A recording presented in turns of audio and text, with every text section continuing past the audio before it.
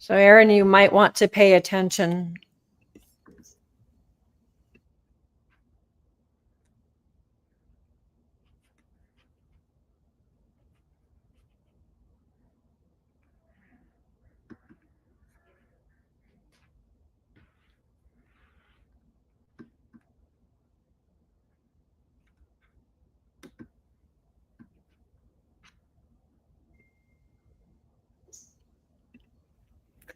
Hello, friends. I hope you're having a good week. And if you're not, let's pray it gets better or make it better. But welcome once again to God's Good Table YouTube Live. This week, we are excited to be interviewing once again our friend Chelsea Blackbird from the Christian Nutritionist and one of her collaborators and what's another word? Carly. And Carly from the Christian Nutritionist as well. I'm going to let them introduce themselves and say a few words before we get rolling. But even before that, today's topic is about cholesterol and the myths around cholesterol and is it all true and do we need it and all of that stuff. I'm really eager to get into that. But here's my favorite cholesterol-rich food, simply ghee. Butter and ghee, and if not butter and ghee, how about cream? Simply Ghee produces this excellent product from the milk of grass-fed, pastured, organically, naturally, regeneratively, raised cows in Lancaster, Pennsylvania. So it's a very good product. It's what I use for all of my preparations, my mirepoix, my sofrito, my anti-inflammatory preparation that I use in my healing breakfast soup that you've heard me talk a lot about. So Simply Ghee, check them out.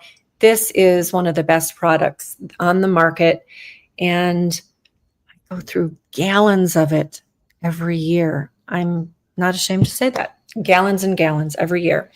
Okay, so without further ado, let's get rolling with Chelsea and Carly. Hello. Hi, girls. Yeah, welcome. I'm so glad you again, Chelsea and Carly. This is our first meeting. Thank you for coming on. Chelsea, do you want to give a quick rundown of, again, for our viewers of the Christian Nutritionist and your background, and then Carly the same? Sure. So hello, everybody. So good to be here. I'm Chelsea Blackbird, known as the Christian Nutritionist. I am a Christian health practitioner, a nutritional therapy practitioner, and applied quantum biology practitioner, specializing in quantum biology and gut and hormones and health from a biblical perspective. And Carly and I recently started a school called the School of Christian Health and Nutrition to teach and empower other people to also be Christian health practitioners. So that is how we collaborate. She is my work bestie and very trusted colleague.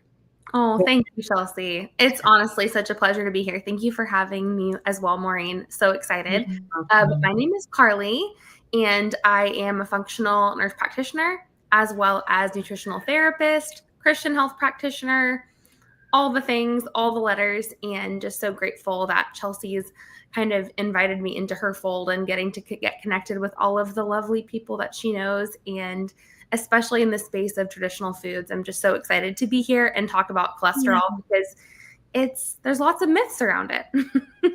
There are, and I hate it. It is so frustrating, especially when we have loved ones who are having problems and their doctors are putting them on statins and scaring them away from eating fat and completely changing how they grew up, how they lived all their lives, and just convincing them that this very important God-given nutrient is actually evil when it's not. So that's why I think it's one of the most important things for us to talk about and to teach other Christians. We need to be healthy and strong to be able to serve and do God's work. So with that in mind, Chelsea, we have to come back to and talk about the quantum biology, but that's another time. That's fascinating too. I love all of that. But let's first talk about the modern teaching about cholesterol and why it's misguided. This has been going on since the late 1950s. And it's important to note that in the late 1950s, our food sources and our meals, our tables were changing completely. So let's talk, either of you. Chelsea first, maybe. What's wrong with all of this teaching? Well, for many, many years, we've been told, for many of those years, we were told that fats are bad for us. And so about that time, things like your favorite tallow and butter, animal fats have been demonized. And we were told to move into using what we kind of collectively call the seed oils. And that moved away from our traditional foods, like you said. If you think back 100 150 years, these seed oils didn't even exist. People were using butter and getting animal fats and such. That was all that was available, which should be our first clue into all of this. It was the food of every human being throughout all of human history. Yes, until relatively recently, 100 150 years or so. Yeah, absolutely. That is when things started changing. And I think today we have made a lot of strides in having people recognize that these fats are healthy. I think we're making a comeback here, but still, there is still this disconnect with the cholesterol piece, which is why Carly and I wanted to talk about that. Yeah. It was in the late 1800s that Crisco came on brand, and it using cottonseed oil initially, I believe, and then soybean oil, developing the method to thicken those oils, which is called hydrogenation. Prior to that, we did not consume any seed oils. And by the 1930s, we started to consume more and more of a broader variety, corn oil and safflower and canola. That stuff is just crazy. And our health has suffered tremendously, not due to the saturated fats, but due to everything else. So, let's talk about that. Well, actually, we'll come back to this. So what is the driver, do you think, that really brought about these changes? Not that we can be into people's minds from nearly 100 years ago, but if we had to guess what they were thinking, right? Yes. So where did it come from? Think back to Ansel Keys and I believe the 7 countries study and a lot of the science that was basically skewed and modified to fit a certain agenda. If you look at the data, it doesn't actually make sense. The conclusions that were drawn and end up not making a whole lot of sense regarding cholesterol. And a large part of it, we mentioned it in our cholesterol guide, is the National Cholesterol Education Program that was put into place that basically changed the mark at which people needed to reach a healthy cholesterol level.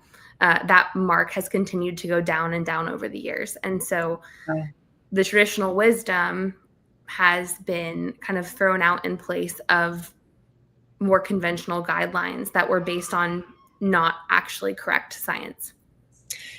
And that's really interesting when you start delving into it, because I don't know what Ansel Keys' original motivation was. I believe that he went into his study with a hypothesis, and he deliberately ignored some parts of his own research, such as the French, the Italians, the Portuguese, who were consuming a very high cholesterol diet, and they didn't have heart disease. Actually, there was no heart disease anyway in the early 1900s and prior. Right. So we should be, instead of demonizing traditional fats, I wish he would have looked at the French paradox, which is where that term came from. I wish he would have scratched his head and thought, wait a minute, this doesn't make sense. And then as time goes on, I do believe, regardless of what Ansel Keys' motive was and the Mr. Fit study and all of that, I do see a nefarious reason now for all of this marketing, this anti-cholesterol marketing, and that is enriching the pharmaceutical companies, which, as you mentioned already, the standards for cholesterol have come down, down, down, down, down over the years, while doctors keep prescribing more and more and more and more statins. We do need to talk about the dangers of statins, but even before that, it's just bonkers. So do we necessarily want to say that the people had ill intents? No. But certainly, maybe Ansel Keys and others were motivated by pride. Maybe they didn't want to admit that they were wrong in their guesses or their hypotheses. And then once they made a statement, maybe they were too proud to change direction. Yeah. Mm-hmm. We don't know. Yeah. But obviously, you ladies see that we do need to change course. We do see the error in this way of believing and thinking. So what about consequences? Let's talk about some of the consequences of following a low cholesterol diet. And I will say, this isn't part of health, but God gave us food for health, well-being, for growth, for producing healthy babies, but also to enjoy. And you remove the cholesterol-rich foods. I know we have someone close to us who's a very good cook, and they have stopped using full-fat ground beef. They're using ground turkey, ground chicken. And food just is not as available as it used to be. Definitely not. No, lacking in flavor. So that just to me, because I think it's also given to us by flavor. What are some of the consequences that we're specifically experiencing due to this low cholesterol dogma? Absolutely. Well, I'll start. And there's quite a few things. As you mentioned. Oh, can you hear me? Mm-hmm. The flavor profile of foods obviously declines, which is sad. But on a health level, we need cholesterol to make our hormones. You cannot make hormones without cholesterol. So with too low of cholesterol, we can't properly make hormones. We can't properly make vitamin D.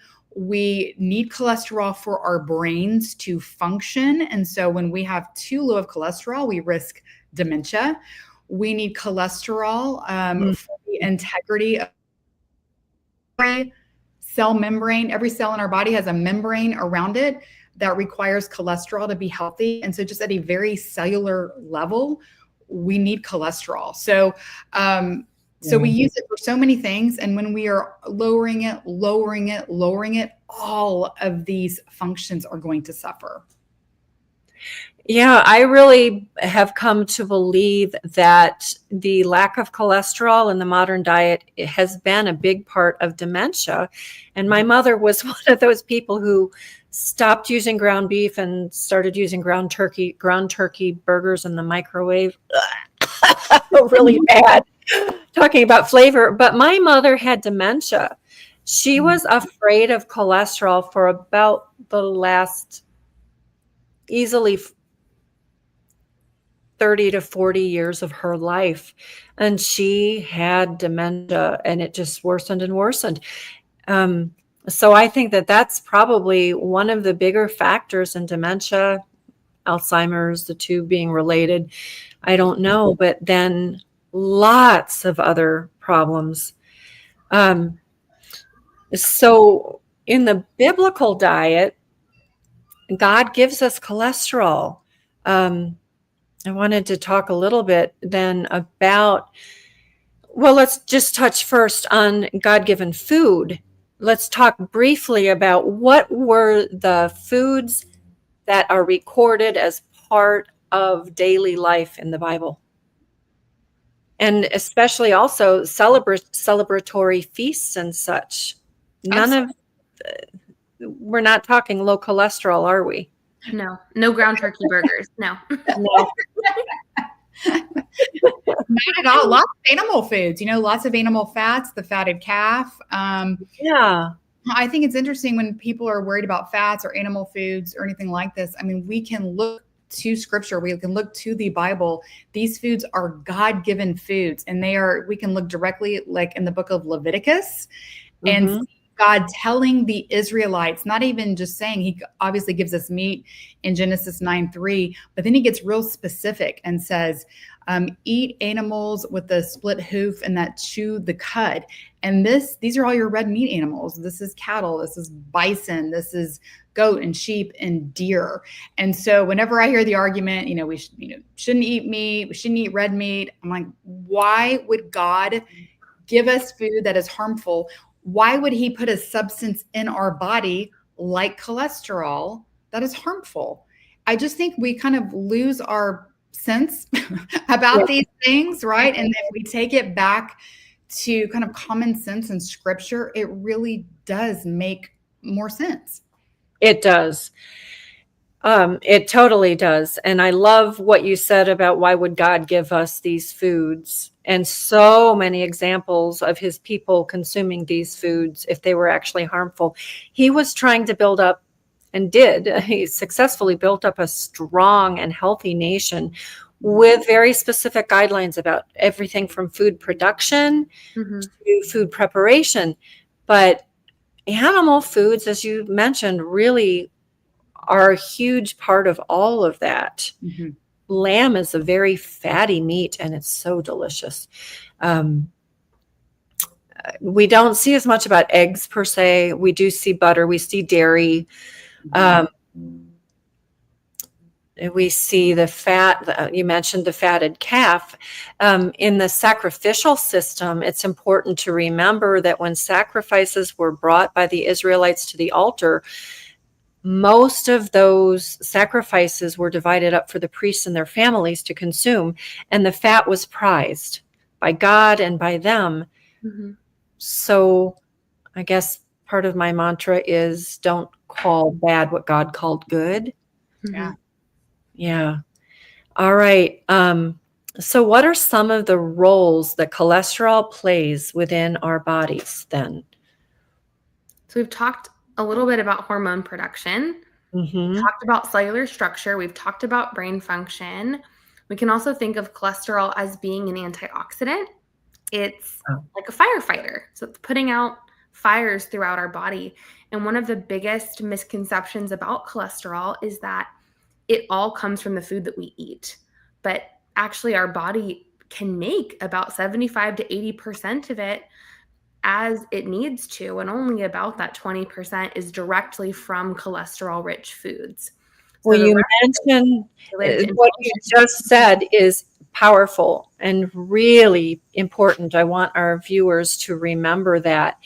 God designed our bodies to produce cholesterol from saturated fat so that our bodies can function. So why would we want to stop that? If God designed it within our bodies, why are we trying to stop the production of cholesterol?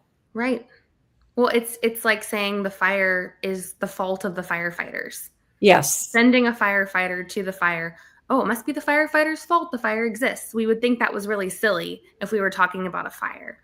But somehow when it applies to our body, we think that it means something is wrong or damaged, that a firefighter is being sent. But in fact, that's the design, is to put that fire out. And if cholesterol is high, that just means there's more fires or more inflammation going on. So it's a signal to look deeper if cholesterol truly is high, and high not according to conventional ranges, but right. And we're going to talk about what those actually mean, what those numbers mean. But, absolutely. Is it true that our cholesterol numbers can change from day to day and even possibly from morning till night according to our body's needs? Absolutely. Absolutely. And if, I've had clients in the past, they'll go get their blood work done and come back and their cholesterol is abnormally high. And we go through some different things. And, if somebody's been sick, if If somebody's been through some kind of, I often take people through a detox protocol that's going to create a little more inflammation in the body. Cholesterol could be higher because of that. And so absolutely. So sometimes, we might get that snapshot in our blood work, but those are things that we got to consider. And we just, don't live and die by these numbers. They are a guide. They can give us insight, but also we need to discuss optimal ranges, because as you mentioned earlier, it's a moving target. What is a good cholesterol number has been a moving target over the years. Yeah, I think I have a slide for that. Let me see if this is the correct one. Well, okay, I'm sorry. That should have been the first, how cholesterol guidelines have changed over the years. But just discussing, because there are so many roles for cholesterol that it can change dramatically from even one day to the next. I'm wondering about the notion that cholesterol clogs arteries. I have my own thoughts on that, but I want to hear yours. Right. You want to take that one, Carly? Sure. So if we think about, we can talk about HDL and LDL maybe a little bit to start, because that helps us break it down a little bit easier. Okay, so let's hear HDL. So we hear total cholesterol. So that's the guidelines you were just showing, where used to be under 300 was good, and then it snuck down to 240, and now they're saying above 200. And you're like, this doesn't make sense. We're just continuing to suppress. So under that total cholesterol umbrella, it breaks down on a standard lipid panel. You would have an HDL, LDL, sometimes VLDL, and triglycerides. So there's subparts that make up that total number. And usually when people say that cholesterol clogs arteries, they're talking about that specific LDL number. So low density lipoprotein. So we have HDL and we have LDL, we have VLDL. I imagine them as if they're almost like golf balls, like LDLs are like small, and sometimes small and dense. Those are the ones that tend to maybe stick in the arteries if there is inflammation, but the conditions have to be right. So HDL is going to pick up and remove excess LDL that's in the body, which is why it's called healthy or good cholesterol conventionally, versus LDL is what's been sent out to fight the fire, so to speak. So HDL is picking up the firefighters after they've done their job. That I'm glad you said it that way, because I've always looked at it as sort of a recycling process. Exactly. Where HDL grabs the LDL and brings it back to be recycled through the liver. Yep, exactly. Exactly. And so a lot of that process and how it works depends on the health of your liver, the foods that you're consuming, if they're processed or not, what other burdens are there going on, inflammatory oils, that's going to maybe drive up LDL unnaturally to an unnatural degree or extent. But cholesterol itself cannot clog your artery on its own. It takes two to tango, and those things are cholesterol and inflammation. We would need both in order to basically deposit plaque in an artery. So that LDL has to basically be engulfed with inflammation in order for that to actually deposit. Is it accurate to say that it's present to repair damage, including inflammation? Exactly. So it's there for good reason. Source of the clog. It's not the reason for the clog. It's they're trying to fix an existing problem. Right. It's probably there because of foods we've been eating, including the so-called heart healthy industrialized seed oils.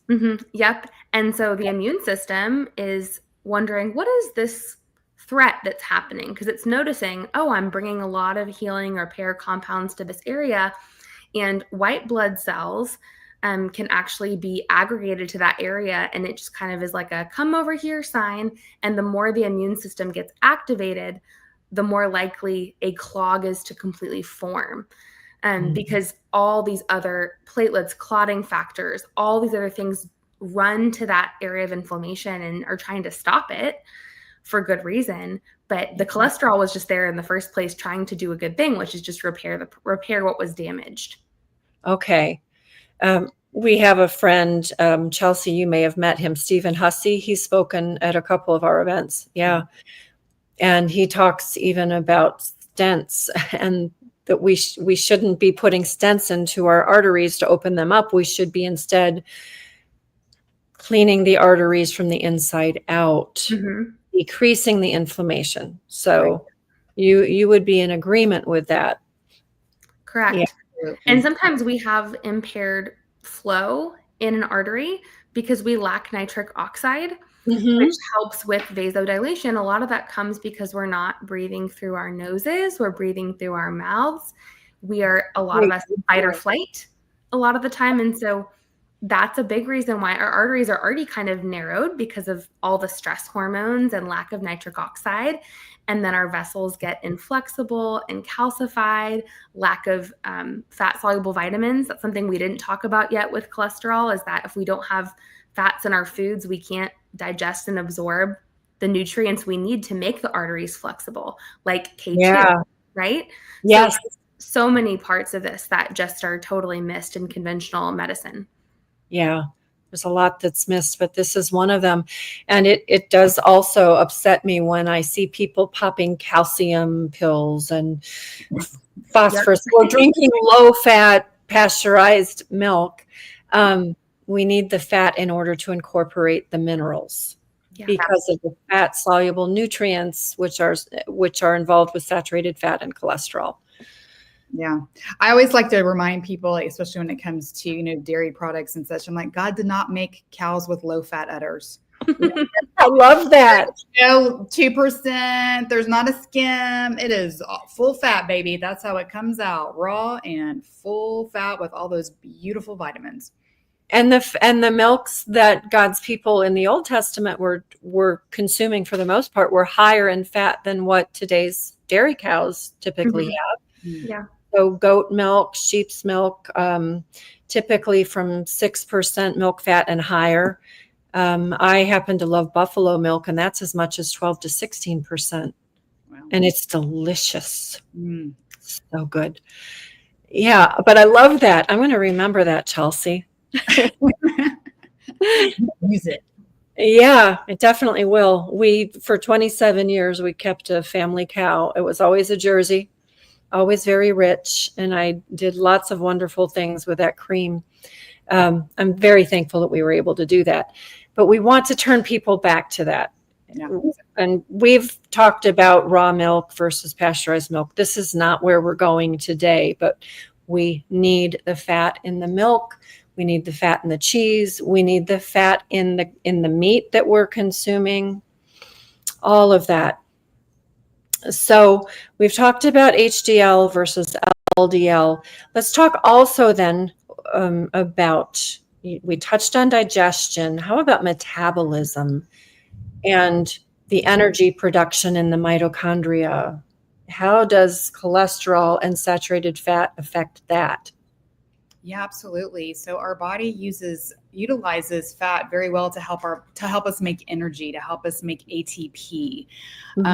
So when we don't have those, healthy molecules, we're going to be lacking in our ability for our bodies to produce energy that runs every cell in the body. And so you're going to be tired, you're going to be dragging, you're going to feel awful. And so again, fat is just such an incredibly important source of energy for the body. And so absolutely.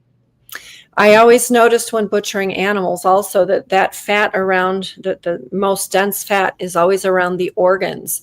And I read once that the heart burns saturated fat for energy. So if we're on a low fat diet, we're actually doing the opposite of what we think we're doing. We're depriving the heart of what it needs. Yes, exactly. Brain as well, right? Yes. Brain, heart, so many vital organs require fat and actually might prefer fat as the major source of fuel, versus a lot of people think, oh, well, it's a secondary source of energy. It's not as important as carbohydrates, but that's really not true. No. I found when I was dieting, low fat dieting, which I used to believe in many, many years ago, and my mother always did, I found that I was constantly hungry low energy and craving carbs. Yep. And the carbs are that very fast burning energy, but not long lasting. But when we are depriving ourselves of the primary energy source for our bodies, we're going to crave sugar and carbs because we just need energy now. Right. Yeah. And that makes sense to me now. I think that low fat dogma is starting to kind of go away. Yes. And I hope it fully, because it harms a lot of people. But boy, I remember so clearly when I was a young mom and I was doing the low fat, I was even teaching it. I taught for diet workshop. I thought about food all day long, every day, from the time I woke up until the time I went to bed. And I did initially lose weight, but then I gained it back and then some because I was just constantly hungry. Right. When we think of carbohydrates as that fast burning acting energy, we always talk about the metabolic campfire when we're teaching it. And we talk about how carbs are like your kindling, like your little sticks that you throw in the fire. They burn up quickly, so you have to replace them often. So that would be your carbohydrate. Yeah. Where your fat are like your big logs that you can put on the fire. They're going to burn steady.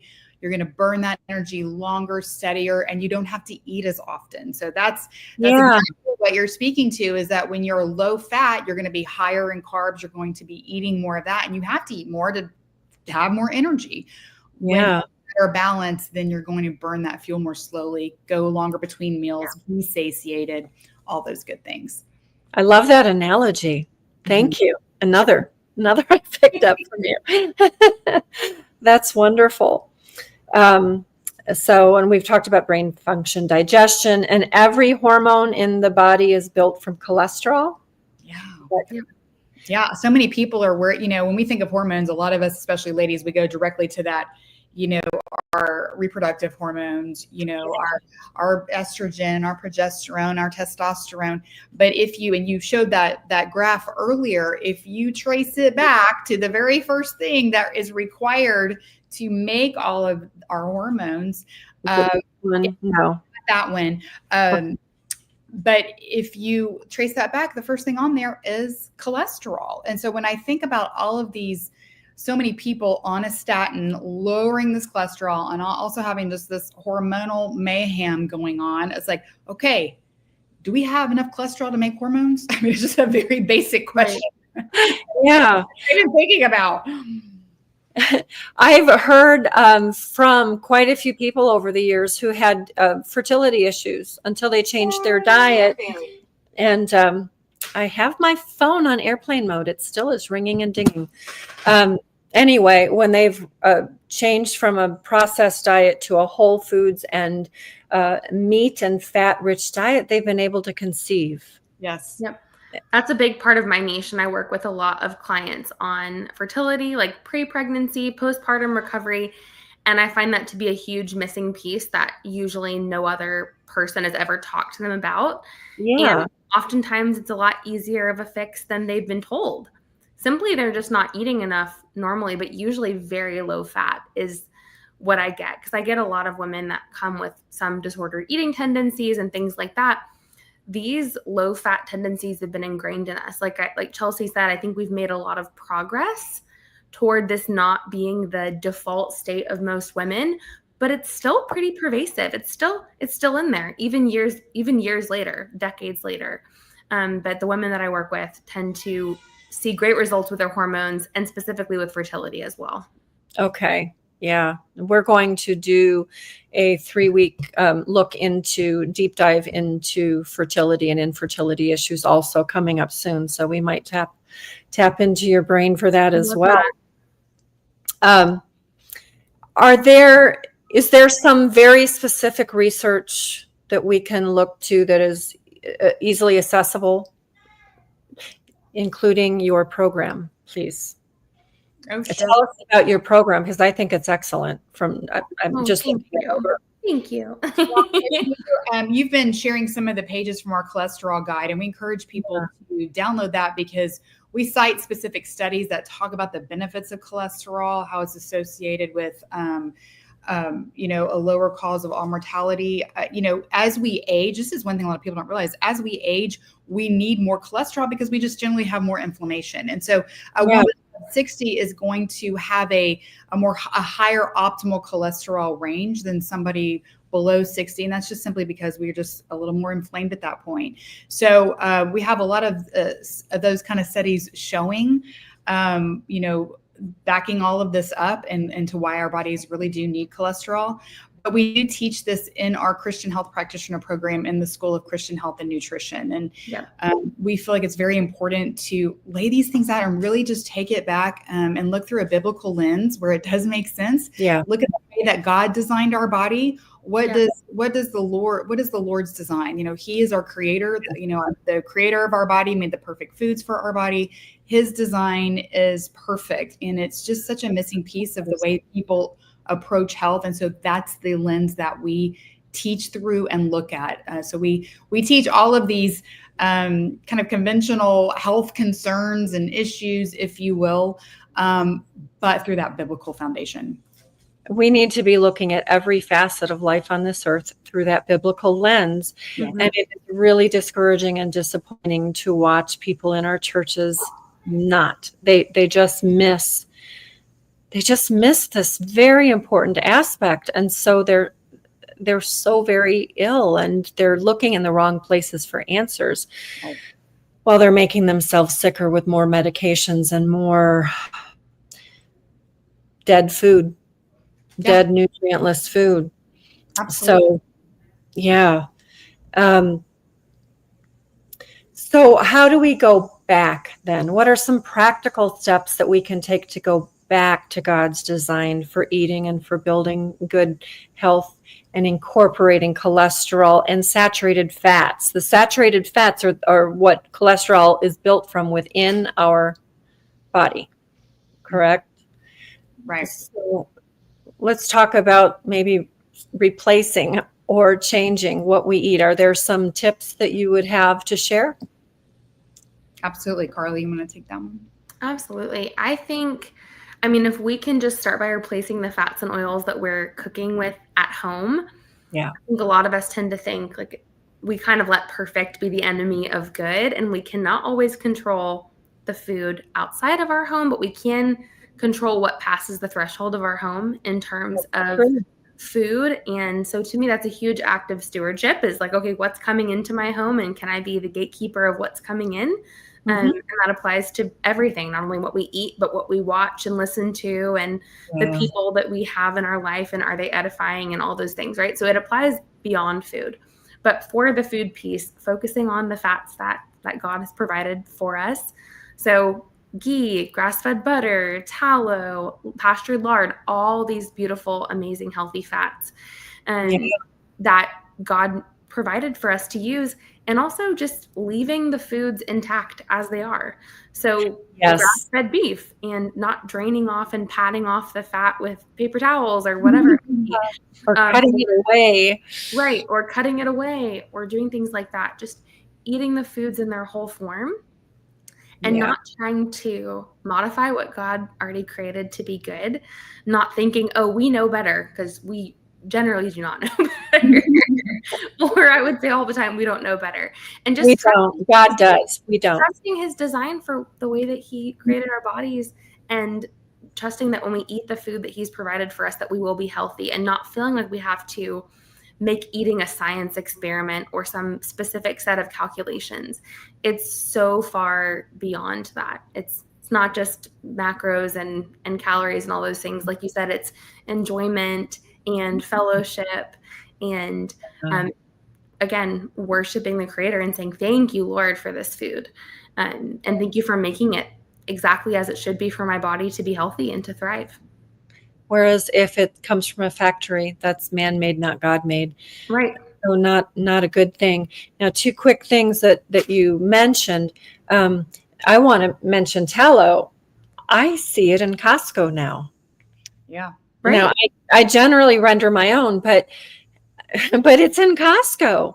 And Costco has grass-fed ghee. I don't think it's as good as my favorite, Probably not. But they have it. So it is becoming more and more easy to replace. And let's just talk for a moment that specifically the fats that are in modern food today that we need to get out of our house. The canola oil, Mhm. the corn oil, soybean oil, Cottonseed. cottonseed, vegetable oil in general. Right. I don't trust avocado oil either. You don't. I don't feel good about it. It's a modern oil. It is. It is so mass produced right now. I'm just not sure. I'm not saying it's bad, but I don't trust it. I think it runs the same risk as a lot of olive oil out there, as that it can be cut with the seed oils. So you just kind of don't know for sure. And avocado oil is so neutral in flavor. I feel like you wouldn't be able to detect it as much versus olive oil. It has a flavor to it.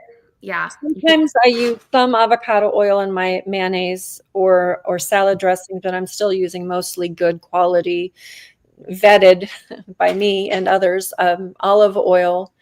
But the other thing I wanted to touch on briefly is that you mentioned lard. I'm a lover of bacon, and I use lard. I know, Chelsea, I'm on the fence right now. Same girl, same. I know. It's a painful conversation about that. I know people who are on the other side of the fence, or, I know that it is very important to know your source of pork or to raise it yourself. Absolutely. I know that in biblical and ancient times, it was not good, probably because the pigs were being used to clean up everybody's and trash. And I do think of the prodigal son living in filth. But for instance, the way Joel Salatin raises pigs, or the way that I've raised pigs, I think it's different. Agreed. And then Beverly Rubick, who is connected with Weston A. Price Foundation, years ago, she did a blood study analysis looking at the blood cells and how they changed when you ate pork and when you didn't. And blood cells did change. There was clotting and sticking until you added sauerkraut. So I always make sure that there's a fermented food on the dinner table anyway, but even more so if we're consuming pork. Then people say it has a lot of parasites, and they say, well, pigs don't have glands, so they're not eliminating toxins, but that's not actually true. They just eliminate them through their bile primarily, or through their intestinal tract. But there are a lot of reasons to be careful with pork, but I still am siding more on the side of well-managed, well-raised pork. Clean pork. Mm-hmm. I know I wanted to say clean, and people will say, but pork is not a clean food. If you raise it right, I think it really can be. And then you're consuming a fermented food along with it that breaks down the fat and helps us to digest and clean out the digestive tract and all of that. I'm a firm believer in the fermented foods. So I am not going to throw out, at this point in time, lard and pork in general. I just think we have to be really careful. Shellfish too. I know. Yeah. And there are a lot of minerals in shellfish, that nutrients that are harder to get in other foods. But again, we have to be really careful with our source. So that's a conversation to be had at a later time. It'd be nice to revisit with you as well, but I just am not willing to throw it out. And pork has been a traditional food all around the world through all of human history. Right. People have done well with it. God designed us in the beginning to live for hundreds of years. That's not the case anymore. And so I even wonder, my brain goes in the direction of, since we're not living to 3, 4, 5, 6, 700 years anymore, maybe it doesn't matter. Yeah. So, but at this point in time, you see the value in lard. Yes, in the exact way that you're describing it. Mm-hmm. And, I always think about it, just another kind of perspective I'd like to give people when we're talking about these fats. I think of the early Americans. A lot of people divide their fats, and they'll have olive oil and coconut oil, and I love those fats. But back in the olden days, they weren't importing a lot of olives. They're not importing coconuts, right? Like that was not available. What was available was what was local and in front of you. And in most cases, that was an animal fat from the animal, dairy, whatever it was. But so, in modern times, we lose that perspective because we have food to us from all over the world available, 360 every day of the year. Yeah, right. Like not seasonal, just not. And it's what I call a blur. So it's a blessing and a curse, right? It's beautiful that we have all those options, but also it's disconnected us from seasonal eating, and just from eating locally, and also just losing that perspective, right? That we can get, canola oil and such. I mean, that is not what our body was designed to utilize. And what we were designed to utilize was what God put and when it made available to us. And before modern times, it was what you had in front of you. So for me, that helps give me perspective, and does me as well. I'm glad you brought that up. Yeah. I sometimes think about if the world collapses and we're in chaos, squirrels, possums, coons, I probably don't want to eat the other two, but if I were desperate, maybe. I'm sorry, but I'm not eating dogs. And I'll pass. I think I'll starve first. But yeah, we do have a lot of food out there that's wildly available, and it's fairly easy to cultivate some of these other foods. And back to pork, they're easy to raise and they're very short term. So, 6-9 months and they're ready for harvest. So I think I would go in that direction. But your point is very good, very solid, Chelsea. I think coconut oil and olive oil are the two most widely used, with butter coming right behind them for fats around the world. But I don't know. I'd like to see a modern chart. I haven't seen one in a while, but I'll bet lard is right up there too. Probably so. And like you said, I think that people are coming around and accepting. And, when we bring these points up, like, yeah, that makes sense. But even still, those, people start eating fat, but then they go into their doctor and the doctor's like, you have high cholesterol. What are they going to tell you to cut out? Cut out saturated fat, cut out red meat, right? Yeah. But, what about, the sugar, the stress, all those things that Carly was saying are creating inflammation in the body. And that is really, that's the fire. And so that is what, we're just trying to bring attention to people about that through the cholesterol guide is, don't blame the fireman. Like Carly said, don't blame the person showing up to the fire to spray it down. Why do we have a fire? Right. Cause of the fire. Do not demonize it. And so you can take a statin, you can artificially go ahead and lower your cholesterol, and you can, send your firemen away, but then you just have this unchecked inflammation because you don't have your firemen coming to the fire. You also don't have this really necessary compound for your brain, for your cells. Exactly. Yeah. When I was first introduced to this idea back in about 2003, I think was my first Weston A. Price conference. And I heard Dr. Uffe Ravnaskov and Dr. Dwayne, it'll come to me in a minute. But, and also the late Dr. Paul Davis, they all spoke about the importance of cholesterol and the cholesterol myths. Uffe Ravnaskov wrote the book, Cholesterol Myths. That's on our resource page of our website. And they also collectively formed the Cholesterol Skeptics, which we'll put a link up for that website as well. Very, very useful and very informative. But Dwayne Graveline, Dr. Dwayne Graveline, he was a NASA doctor, and his doctor put him on statins, and he found himself in the middle of his town wondering where the heck was he and why was he there. Paul Davis talked about loving golf, going out with his wife on their many golf outings, and suddenly he had no strength, he had no energy. That was eye-opening. I'd never heard anything like that before. So those are sources for more information as well. But where can people find you to learn more, to become part of your group, Chelsea, so that they can? Sure. They can find me at the christiannutritionist.com and social media. You can find our school. We're also on social media and the website, christiannutritionschool.com. We love educating people. So because we need more people on the ground doing this work, educating God's people, because I mean, really, you said this at the beginning, it all comes down to the fact that we want to steward our body so that we're healthy, so that we can show up to our God-given purpose and do the work he's called us to do.